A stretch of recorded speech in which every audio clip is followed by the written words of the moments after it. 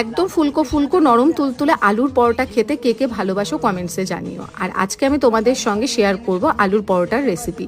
প্রথমে দুটো মিডিয়াম সাইজের আলু সেদ্ধ করে গ্রেট করে নিয়েছি, তার মধ্যে মিহি করে কেটে নেওয়া পেঁয়াজ আর লঙ্কা কুচি দিয়ে তার মধ্যে লঙ্কার গুঁড়ো, ভাজা মশলার গুঁড়ো, নুন, পরিমাণ মতো চিলি ফ্লেক্স দিয়ে খুব ভালোভাবে হাতের সাহায্যে মেখে নেব। তোমরা চাইলে এই মাখাটাই একটু তেলের মধ্যে জিরে ফোড়ন দিয়েও কিন্তু ভেজে নিতে পারো। আজকে আমি এভাবেই করছি। আর আগে থেকে ডোটা রেডি করে নিয়েছিলাম, তো ডোর মধ্যে দিয়েছিলাম সম পরিমাণে আটা, ময়দা, নুন দিয়ে একটু ময়ম দিয়ে হালকা উষ্ণ গরম জল দিয়ে মেখে রেডি করে রেখেছিলাম। তার থেকে একটু বড় আকারে লেচি কেটে বাটির মতন বানিয়ে তার ভেতরে আলুর পুর দিয়ে মুখটাকে বন্ধ করে দিয়েছি।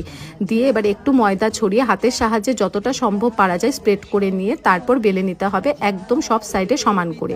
আর তাওয়া হাই ফ্লেমে রেখে একটুখানি শুকনো করে এপিটোপিট ভেজে নিয়ে সাদা তেল দিয়ে খুব আস্তে আস্তে সাবধানে চেপে চেপে ভেজে নিতে হবে। দেখবে খুব সুন্দরভাবে ফুলে উঠবে আর রেডি হয়ে